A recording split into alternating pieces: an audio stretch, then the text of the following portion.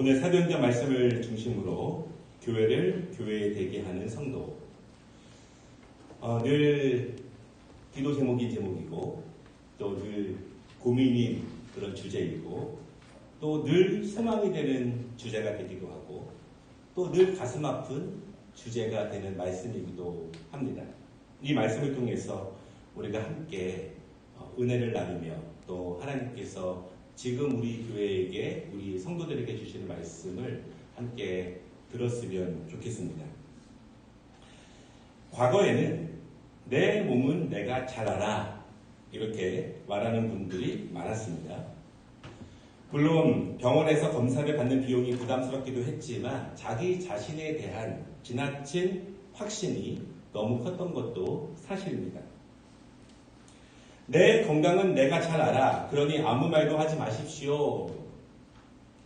지금은 누구도 이렇게 말하지 않습니다. 국가에서는요, 그런 자신만만한 말보다는 1년이나 2년에 한 번씩 국가 주도로 건강검진을 할 수 있는 장치를 마련했습니다. 또 개인들도 과거보다 훨씬 더 건강검진을 받습니다. 왜냐하면 개인의 건강을 너무 스스로에게만 맡겼더니 나중에는 가정적으로, 개인적으로, 국가적으로 힘들고 어려운 일들이 많이 생기게 됩니다. 그래서 국가는요, 개인의 건강과 사회 안정을 위해서 건강검진을 정기적으로 하도록 법을 정하고 그렇게 인도하고 있습니다. 건강검진을 하듯이 연말을 맞이해서 우리 개인들의 신앙생활도 점검해 보아야 할 것입니다. 말씀 생활은 어떤지, 기도 생활은 어떤지, 제대로 봉사하고 있는지를 점검해야 합니다. 왜냐하면 이러한 점검은 결국 자신의 영성의 상태를 점검하는 기준이 되기 때문에 그렇습니다. 보통 영적 건강에 대한 검진을 잘 안 합니다. 내 영적 건강은 내가 잘 알아. 이렇게 확신하지는 않겠지만 자신의 영적인 약함에 대해서 심각하게 생각하지 않는 분들이 너무나 많이 계십니다. 중요한 점은요, 영적 건강은 영적인 복의 근원이다. 영적 건강의 중요성은 하나님과의 축복의 관계의 중심이다. 이것을 잘 아는 분일수록 철저하게 자신의 영적 건강을 챙기고 검진받기를 원합니다. 영적인 강건함이 범사에 어떤 은혜를 주는지 잘 경험한 성도들, 잘 아는 분들이 영적 검사도 자주 받는다는 것입니다. 만약 영적 복의 의미를 모르면 영적 건강의 중요성을 모르거나 무시하게 됩니다. 그렇다면 자신의 영적 건강에 대한 검진을 잘 받지 못하게 되고 필요성도 실감하지 못하게 됩니다. 오늘 말씀의 주제는요, 교회 건강검진입니다. 늘 기도하며 말씀을 보며 하나님의 교회를 섬기며 가슴 깊이 중심으로 생각하고 있는 주제이고 또 굉장히 많은 성도들이 저에게 교회는 이러이러해야 합니다. 교회는 이렇게 나아가야 합니다. 라고 말씀하시는 주제이기도 합니다. 교회도 건강검진이 필요합니다. 말씀을 토대로 교회의 건강을 검진해 보아야 합니다. 잘못된 것은 고쳐야 되고 한쪽으로 치우친 부분이 있다면 균형을 잡아야 합니다. 약한 부분이 있다면 더 노력해서 보완을 함께 해야 하고 그리고 함께 잘 점검하게 되고 잘 보완하다 보고 잘 균형을 잡다 보면은 교회가 바른 기능을 할 수 있습니다. 교회가 사람을 살린다고 하는 원래 성경적인 역할을 교회가 잘 감당할 수 있게 됩니다. 교회가 완벽할 수는 없겠죠. 그러나 영적 검진, 말씀을 근거로 한 영적 검진을 통해서 성도들은 바르게 신앙생활을 할 수 있게 되고 함께 화목하게 되고 서로가 서로를 치유할 수 있고 회복될 수 있는 원래 성경적인 기능, 그 목표로 함께 나아갈 수 있습니다. 이 일을 위해서 함께 고민하기를 원합니다.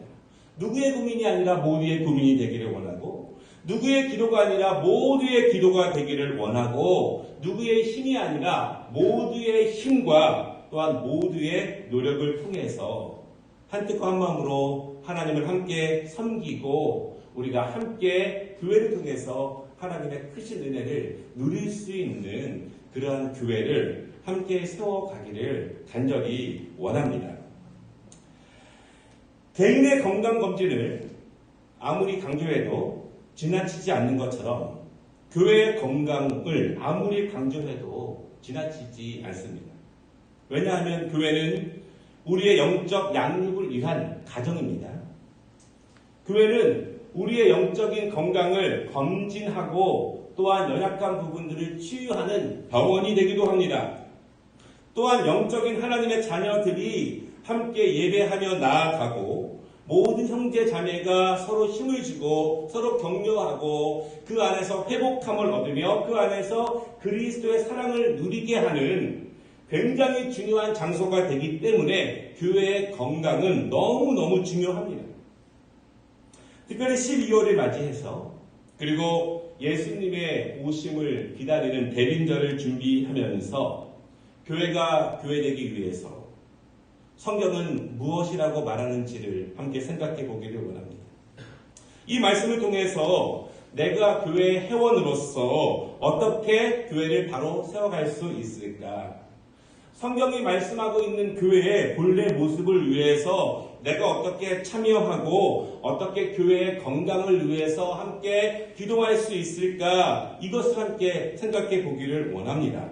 이 말씀을 통해서 우리 모두가 꿈꾸는 우리 아름다운 교회가 이름만 아름다운 교회가 아니라 정말 아름다운 교회가 되기 위해서 모든 성도들이 함께 힘있게 기도하고 힘있게 세워가는 교회가 되기를 주님의 이름으로 축복합니다.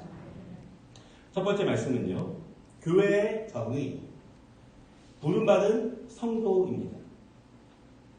무엇이 교회인가? 높은 철탑이 있는 교회, 웅장한 예배당, 점잖게 앉아서 예배를 드리는 모습들, 그것이 교회는 아닙니다. 교회의 본질도 아닙니다. 그것은 그냥 건물입니다. 교회는 하나님께서 부르신 성도들, 이것이 교회예요. 누가 만약 물어보신다면 교회가 무엇입니까? 교회는 하나님께서 부르신 성도들, 그 앞에서 예배하는 성도들, 이것이 교회입니다. 이 정의가 우리에게 분명해야 합니다. 건물이 아니라 사람이 교회입니다. 하나님은 건물을 사랑하시지 않고 사람을 사랑하십니다. 하나님은 건물을 구원하시지 않고 시설을 구원하시는 것이 아니라 하나님은 사람을 구원하십니다. 교회, 이 명칭, 첫 명칭은 헬라어로 에클레시아 이렇게 불려줍니다. 에클레시아가 교회인데요. 이 교회는 본래 뜻이 있습니다. 에클레시아에서 에크라고 하는 말은 뭐뭇으로부터 분리된, 부름받은 이런 뜻이 있어요. 교회라고 하는 뜻 자체가 세상으로부터 부름받아서 분리된 사람들, 하나님으로부터 부름받은 사람들, 이것이 교회예요. 중요한 정의는 하나님께로부터 부름받은 사람들, 이것이 교회라는 뜻입니다. 여러분, 부름받았다 이 말은요, 하나님의 음성을 분명히 들었다 이 뜻입니다. 그래서 응답한 것입니다. 부름받았다 이것은 이전에 과거의 자리를 떠났다 이런 뜻입니다. 그래서 새로운 장소에 정착했다, 이것이 부름받았다는 뜻입니다. 이것이 성도의 의미이고 이것이 교회의 의미예요. 그렇다면 못 들었으면 성도가 아닙니다. 응답하지 않으면 성도가 아닙니다. 새로운 곳으로 떠나지 않으면 성도가 아니에요. 그래서 못 들은 사람들의 모임은 교회가 될 수 없습니다. 성경을 보면은 성경의 이야기는 결국 하나님께서 사람을 부르는 이야기의 연속입니다. 하나님은 부르십니다. 사람들은 반응합니다. 하나님의 부르심에 반응하는 것입니다. 반응한다는 것은 분명히 들었다는 이야기입니다. 듣지 못하면 반응할 수 없어요. 하나님은 아브라함을 부르셨습니다. 아브라함은 믿음으로 반응합니다. 그리고 자신이 편했던 곳 가족이 있고 안정감이 있었던 고향을 떠납니다. 그리고 부르신 곳으로 갑니다. 내가 있던 자리에서 하나님이 부르시는 곳으로 이동하게 됩니다. 이것이 믿음이고 이것이 부르심의 반응이에요. 내가 그냥 있고 싶은 곳, 그곳에 있는 곳이 아니라 하나님이 있으라고 하는 곳으로 이동하는 것, 그것이 믿음의 반응입니다. 그렇게 결심하는 것, 그것이 분명하게 들은 사람들의 모습이에요. 못 들었으면 못 갑니다. 들은 사람만 갑니다. 하나님이 전능자, 창조자 하나님이 부르신 것이 분명하면 그렇게 반응합니다. 이것이 신앙이에요. 하나님은 그렇게 부르심 받은 사람들을 통해서 축복하시고 그들을 통해서 역사를 이루십니다. 그리고 믿음의 사람들이 모여서 교회가 되는 것입니다. 그런데 하나님은 왜 부르시는가? 왜 부르셔서 새로운 땅으로 가라고 하시는가? 하나님의 부르심의 본질은 사랑하는 자들을 복주시기 위해서입니다. 그 자리에 머물러 있으면 축복된 삶을 살 수 없기 때문에, 그 자리에 앉아 있으면 빛으로 나아갈 수 없기 때문에 하나님은 그들을 빛 가운데로 어두움으로부터 불러내십니다. 하나님은요, 억눌려져 있던 이스라엘 백성들을 애굽 땅에서 밖으로 부르셨습니다. 들은 사람들만 나가는 거예요. 그리고 그들은 새로운 땅에 도착했습니다. 그것은 가나안 땅입니다. 도착한 땅에서 그들은 비로소 자유롭게 하나님의 복을 받으며 예배할 수 있었습니다. 애굽에 있었을 때에는 상상할 수 없었던 축복을 새로운 땅에서 받게 됩니다. 부르심을 믿음으로 응답하지 않았다면, 새로운 땅으로 옮겨지지 않았다면, 거기가 좋다고 했다면 경험하지 못했을 축복과 자유함을 새로운 땅에서 누리게 됩니다. 그것이 부르심이에요. 예수님은 제자들을 부르셨습니다. 그리고 새로운 복음 공동체로 묶어주셨어요. 부르심에 응답한 제자들은요, 이제 새로운 곳에서 새로운 방법으로 살아갑니다. 하나님이 부르셨고 들었고 그 부르심에 응답했다는 것은 새로운 질서에 순종한다는 것을 의미합니다. 부름받은 아브라함은요, 가나안 땅에서 믿음이라고 하는 질서에 순종하며 나아갑니다. 갈대아 우르에서는 믿음이 질서가 아니었습니다. 우상을 벗하며 살던 습관들, 이제 그 습관은 약속의 땅, 하나님이 부른 그 가나안 땅에서는 버려야 합니다. 애굽에서 부르심 받은 이스라엘 백성들은 새로운 땅에서는 새로운 질서에 순종하며 살아야 합니다. 새로운 질서는 하나님의 말씀입니다.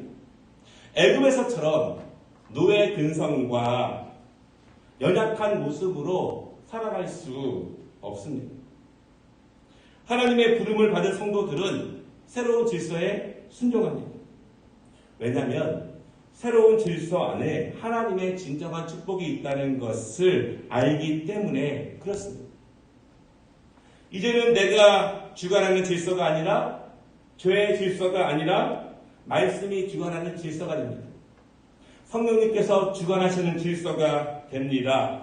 예배와 기도를 통해서 진정한 믿음의 질서를 세워가는 것, 그것이 하나님께서 부르신 성도들의 모습입니다. 오늘 본문에 보면은요, 사도들을 통해서 유럽 전역의 사람들에게 복음이 전파되었습니다. 그것이 초대교회예요. 최초의 교회가 초대교회 모습입니다.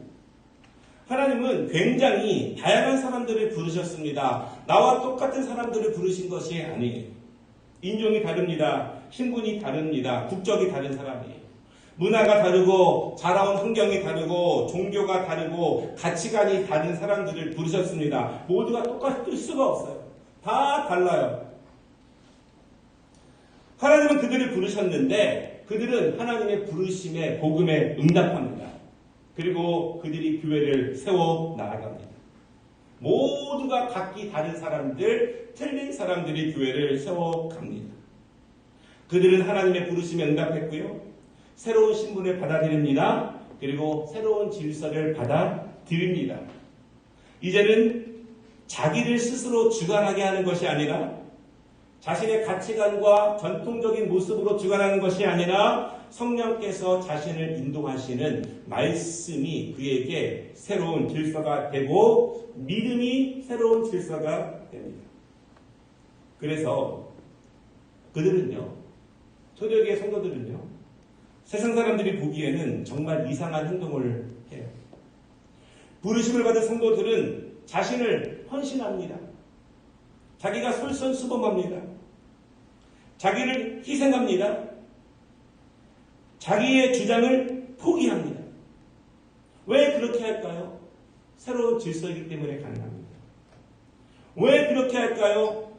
하나님의 음성을 분명히 들었기 때문에 그렇습니다. 왜 그렇게 할까요? 예수 그리스도를 나의 구주로, 나의 전부로 영접했을 때 가능한 일이에요. 왜냐하면 예수님이 그렇게 사셨다는 것을 알기 때문입니다. 그 안에 은혜가 있고 축복이 있다는 것을 알기 때문에 그렇습니다. 예수님이 그렇게 사셨고 부르심을 받은 성도들은 그 길을 그렇게 따라갑니다. 받는 것보다 주는 것이 복되다고 하셨고요. 오리를 가자 하면 심리를 가는 것이 은혜라고 하셨습니다. 높아지지 않고 스스로 낮아지는 것이 감사라고 하셨고요. 대접받지 않고 대접하는 것이 축복이라고 하셨습니다. 자신이 죽으면 수많은 열매를 맺는다고 하셨습니다. 그것이 예수 그리스도이고 그것이 새로운 질서예요. 하나님의 부르심에 분명히 듣고 믿음으로 반응한 사람들에게서 가능한 일이 바로 세상 사람들이 이상하게 여기는 이러한 일입니다. 듣기 전에, 부름받기 전에는 전혀 생각하지 못했던 일들이 믿음으로 반응하면 성령의 인도하심 가운데 이런 역사들이 일어납니다. 오늘 본문을 보십시오. 44절에 믿는 사람들이 모든 물건을 서로 통용합니다. 45절 자신의 소유를 필요한 사람들에게 나누어 줍니다. 그리고 46절 함께 모여 떡을 떼며 함께 기도하고 찬양해. 완전히 새로운 질서의 모임이에요. 그 사람의 시간의 중요성과 물질의 중요성이 변해버렸습니다. 세상 사람들이 보면 정상적이지 않습니다. 그래서 하나님의 부르심을 분명히 듣지 못하면, 하나님의 부르심에 명확하게 응답하지 못하면, 새로운 질서에 순종하지 않으면 절대로 일어날 수 없는 일, 그것이 오늘 본문의 모습이고 교회의 모습이고 그것이 성도들의 모습입니다. 교회의 영적 건강 검진은 세상적인 기준으로 하지 않습니다. 좋은 건물, 튼튼한 재정, 멋진 사람들, 높은 지위에 있는 사람들, 그것이 교회의 영적 건강이 아니에요. 수없이 다른 사람들, 연약하고 강한 사람들, 고집이 있는 사람들, 종과 주인인 사람들, 세상적인 모든 다양한 사람들이 모여있지만 교회의 기준은 하나님의 부르심을 분명히 들었는가, 그리고 정확하게 반응했는가, 새로운 질서에 순종하며 함께 가는가, 여러분 그것이 영적인 길림을 믿으시기 바랍니다. 오늘 46절을 보면은요, 새로운 질서에 순종한 사람들, 그들이 기쁨이 넘친다고 표현해요. 자신을 포기하고 있는데, 자신을 희생하고 있는데, 자신을 헌신하고 있는데 기쁨이 넘친다고 말을 합니다. 한 교회에서 10년, 20년, 30년, 40년 헌신하고 기도하고 눈물을 쏟고 여러 가지 하나님의 교회를 감당하기 위해서 포기하고 헌신하고 있는데 기쁨이 넘친다고. 그것은 하나님이 주신 참다운 은혜와 성령의 역사하심을 경험했기 때문에 가능한 일입니다. 우리 교회에 수없이 많은 믿음의 종들을 축복합니다. 그리고 믿음의 모든 후배들이 성령님의 크신 역사와 은혜를 통해서 그렇게 하나님의 교회를 섬겨갈 수 있는 영적 강건함과 축복을 소유하시기를 주님의 이름으로 축복합니다. 교회의 영적 건강은 너무나 중요해요. 건강해야 바른 교회가 될 수 있습니다. 바른 교회는 부름받은 성도들이 세워가는 것입니다. 각 성도들이 부름받은 새로운 질서에 각각 순종하고 성령님의 역사와 은혜를 통해서 진정한 기쁨이 될 때 그때 바른 교회가 세워지게 됩니다. 비록 예배 장소가 초라하고 모이는 사람이 얼마 안 돼도 진심으로 예배한다면, 함께 기도를 통해서 하나님과 대화할 수 있다면, 말씀을 비추어 나를 날마다 바르게 세울 수 있는 노력이 있고 땀 흘려 수고하는 헌신을 통해서 감사함이 넘치는 교회라면, 이것이 진정한 교회, 초대교회의 모습, 우리 교회가 지향해 나아가야 할 바른 교회의 모습이라고 믿습니다. 여러분, 이러한 모습을 위해서 우리가 함께 땀 흘리고 함께 기도하시기를 주님의 이름으로 축복합니다. 두 번째는요, 교회를 교회되게 하는 것. 무엇이 교회를 교회되게 하는가? 저에게 물으시면 답이 너무나 많지만 너무나 없어요. 아마 신앙생활을 오래 하신 분들에게 무엇이 교회를 교회되게 합니까? 라고 말한다면 모두가 논문을 쓸 만큼 이상적인 교회에 대해서 말씀하실 것 같아요. 그러나 그 모든 것보다 더 중요한 것은 성경은 뭐라고 말하고 있는가? 맨 처음 교회가 어떻게 시작되었는가? 어떤 일을 했는가? 그것이 제일 중요하다고 생각됩니다. 예수님께서 부활하시고 승천하신 후에 사도들과 믿음의 성도들은 오순절 날에 마가의 다락방에 모였습니다. 그리고 전심으로 기도했습니다. 그때 성령께서 강하게 역사하셨고요. 은혜 받는 성도들이 흩어져서 교회를 세웠습니다. 그렇게 교회가 시작되었습니다. 경험했기 때문에, 충만했기 때문에 담대히 복음을 전합니다. 그 담대함만에 성령의 역사가 일어나서 수많은 새로운 성도들이 주 앞에 헌신하며 나아오게 됩니다. 그렇게 교회가 세워졌습니다. 결국 교회가 교회되게 하는 것은 기도였습니다. 뜨거운 기도를 통해서, 전심으로 기도한 기도를 통해서 성령님이 역사하시며 교회가 시작되게 되었습니다. 결국 교회를 교회되게 하는 것, 그것은 기도입니다. 만약 교회를 바르게 세우고 싶다면, 이상적인 교회를 꿈꾼다면, 성경적인 바른 교회를 원한다면 강력한 기도가 필요해요.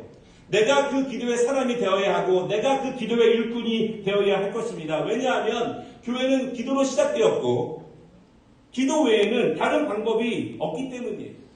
성령님이 역사하시지 않으면, 성령님이 각 성도들을 만지시지 않으면, 성령님이 각 성도들을 불러주셔서 명확하게 응답하도록 일깨워주시지 않으면 사람의 힘으로 그렇게 할 수 있는 재간이 전혀 없습니다.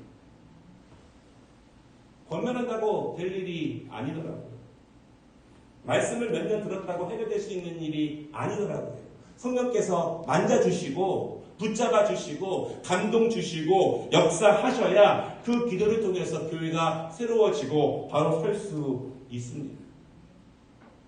오늘 성령께서 이끄시고 주관하시는 교회, 우리가 모두 기도하고 바라보는 최초의 교회, 초대교회의 모습, 오늘 본문에서 세 가지를 말하고 있는데요. 짧은 시간이지만 이 교회의 모습을 통해서 우리 교회의 영적 검진과 우리가 무엇을 위해 기도해야 될지를 함께 보기를 원합니다. 여러분, 교회를 염려하신다면, 교회를 위해 기도하신다면, 아름다운 교회를 꿈꾸신다면 오늘 본문에 있는 말씀을 우리가 주의 깊게 집중하면서 함께 기도하기를 원합니다. 첫 번째는요, 배우는 교회입니다. 여기서 중요한 것은 사도와 성도의 바른 관계입니다. 말씀을 전하는 자와 말씀을 받는 자의 바른 관계가 너무나 중요합니다. 하나님의 부르심을 받은 성도들이 가장 먼저 노력해야 하는 일은 배우는 일입니다. 열심히 배우고 바르게 배워야 바른 예수님의 제자가 될 수 있습니다. 오늘 예수님은요, 요한복음 13장에서 말씀하시기를 진리의 성령이 오시면 그가 너희를 모든 진리 가운데로 인도하시리니 이렇게 말씀하셨습니다. 오늘 42절에 보면은 새로운 질서에 순종한 성도들은 사도로부터 배우는데 힘씁니다. 새로운 질서가 무엇이 새로운 질서입니까? 배워야 하는 것. 하나님 말씀을 열심히 배워야 합니다. 힘내서 배워야 합니다. 게으르지 말아야 합니다. 배우는데 우선을 두어야 합니다. 잘 배워야 잘 실천할 수 있어요. 잘 배워야 바른 믿음이 생깁니다. 잘 배워야 성령님이 역사하셔요. 잘 배워야 내가 순종할 수 있고 잘 변해야 내가 변화됩니다. 변화를 원한다면 잘 배워야 돼요. 하나님의 말씀의 빛이 어디를 비치고 있는지, 성령께서 나에게 진정으로 원하시는 것이 무엇인지 잘 배워야 알 수 있습니다. 배우지 않으면 늘 10년 전, 20년 전, 5년 전, 30년 전 경험에 그냥 그 자리에 만족해서 그렇게 살아가게 됩니다. 사도와 성도의 관계는, 목회자와 성도의 관계는 잘 가르치고 잘 배우는 관계여야 합니다. 잘 가르쳐야 하고 잘 배워야 합니다. 배움을 포기하면 바른 신앙과 바른 교회는 불가능해집니다. 예배를 드리는 것만으로 충분하지 않습니다. 잘 배워야 합니다. 하나님의 말씀을 깊이 잘 배워야 합니다. 두 번째, 오늘 본문이 말씀하고 있는 것은요, 서로 돌보는 교회인데 이것은 성도 간의 관계예요. 성도 간의 관계. 바울은 교회의 목표가 성도 간에 서로 연합된 아름다운 관계라고 말합니다. 여러분, 자기를 위해서는요, 아낌없이 쓰면서도 다른 사람을 위해서는 사용하는 것이 인색한 것, 이것은 새로운 질서에 순종하기 전의 모습이었습니다. 하나님의 부르심을 듣기 전의 모습이었고 믿음으로 반응하기 전의 모습이었습니다. 새로운 질서가 아니에요. 그러나 성령님이 주관하시면 나누고 섬기고 헌신하는 모습 속에서 기쁨을 누립니다. 아름다운 교회가 건축되었습니다. 수많은 성도들의 눈물과 헌신으로 건축되었습니다. 하나님을 위해서 사용하는 것이 아깝지 않고 그것이 축복의 근원이고 믿음의 간증이 될 때 새로운 질서가 나에게 믿음으로 와 닿을 때 역사되는 것입니다. 그렇게 하나님의 교회는 세워지고 그렇게 하나님의 나라는 확장되어 갑니다. 성령님이 주관하시면 나누고 헌신하는데 기쁨이 생겨요. 왜냐하면 그것이 축복의 길임을 알고 성령께서 그 안에 은혜를 주시기 때문에 그렇습니다. 부르심을 받기 전에는 미처 몰랐던 기쁨이 그 안에 있습니다. 44절, 서로 물건을 통용하고 필요에 따라서 나누고, 이것이 초대교회의 모습이었습니다. 그것이 새로운 질서예요. 바른 교회란 누가 세워주는 것이 아니에요. 목사님이 다 세워주고 장로님들이 다 일일이 세워지고 그것이 교회의 모습이 아닙니다. 각각의 부름받은 성도들이 성령님의 인도하심을 가운데 모든 다른 성도들을 함께 세워주는 것, 그것이 아름다운 교회의 모습이고 우리 모두의 사명이라는 것을 믿으시기 바랍니다. 48절을 보십시오. 믿는 사람들이 다 함께 있어. 믿음이 있는 성도들, 부름받은 성도들, 하나님의 음성을 분명히 들은 성도들, 새로운 질서를 걸어가고 있는 성도들, 다 함께 서로가 서로를 돌보아주는 교회. 우리 교회가 지금도 열심히 하고 있지만 이 부분에 더 열심히 하기를 원해요. 서로가 서로를 돌봐주면서 힘을 얻고 내가 무엇을 소모하는 것이 아니라 더 기쁨을 얻고 하나님이 그 안에 더 크신 은혜를 주실 줄을 믿습니다. 세 번째는요, 바르게 예배하는 교회입니다. 이것은 하나님과의 관계입니다. 바른 성경적인 교회는 목회자와의 관계, 하나님과의 관계, 성도들과의 관계가 함께 튼튼해져 가야 합니다. 46절에 보면은요, 성전에 모이기를 힘쓰고 떡을 떼는 것은 주의 만찬입니다. 함께 예배하고 함께 기도하며 함께 주의 만찬을 통해서 사랑을 나누는 것, 이것이 교회가 교회되는 것입니다. 예배가 없이 교회가 되는가? 안 됩니다. 그렇다면 예배하지 않는 성도가 되는가? 안 됩니다. 예배 없이 교회가 강건하게 될 수 있는가? 안 돼요. 왜냐하면 하나님을 찬양하는 것이 부름받은 성도들의 목적이기 때문에 그렇습니다. 결국 교회는 바른 기도와 바른 예배가 설 때 성령이 역사하시는 교회가 되고, 바른 예배와 바른 기도가 있을 때 그것이 새로운 질서에 순종해 나아가는 교회가 됩니다. 우리는 무엇보다도 바른 예배를 드릴 필요가 있어요. 예배에 집중하는 것입니다. 찬양에 집중하는 것입니다. 말씀을 듣는 일에 집중하는 것이고 함께 기도하는 일에 집중하는 것이고 성도의 교제에 집중하는 것, 모든 성도들이 하나님과의 관계 속에서 바른 예배자로 서가는 것이 아름다운 교회의 모습임을 믿습니다. 말씀을 마치겠습니다. 교회는 누가 세워가는가? 한 사람으로 교회가 세워지지 않습니다. 그 부담이 너무 컸어요. 교회를 누가 세워가야 합니까? 제가 세워가야 합니다. 모든 교회의 허물이 제 허물처럼 느껴지는 것도 사실이었습니다. 그러나 교회는 그렇게 세워가는 것이 아닙니다. 기도하며 더욱더 믿음의 확신을 갖는 것은 한 사람으로, 장로님으로, 권사님으로, 누구 하나의 헌신으로 교회가 세워지는 것이 아니라 모든 부름받은 성도들이 함께 세워가는 것입니다. 그러기 위해서 아직 연약한 성도들을 서로 사랑으로 돌보아주고 믿음으로 격려하고 함께 기도하면서 그렇게 하나님의 교회가 함께 세워져 나아가는 것입니다. 모든 성도들이 새로운 질서에 순종할 수 있도록 세상의 법칙이 아니라 믿음과 말씀이라고 하는 새로운 질서에 순종할 수 있도록 함께 나아가는 것. 배우는 교회가 건강한 교회이고 열심히 배우는 성도가 건강한 성도가 됩니다. 서로 돌보는 교회가 건강한 교회이고 서로 돌보는 성도가 건강한 성도가 됩니다. 뜨겁게 예배하는 교회가 건강한 교회이고 뜨겁게 예배하는 성도가 부름받은 성도가 됩니다.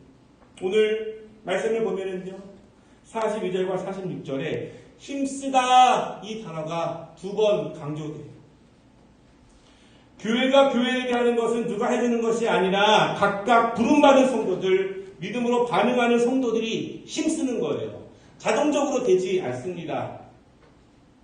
기도에 힘쓰고 바른 예배자로 힘쓰고 배우는 데 힘쓰고 기도자로 힘쓰고 서로 돌아보는 데 힘쓰는 그 관계 가운데 교회가 새로워집니다.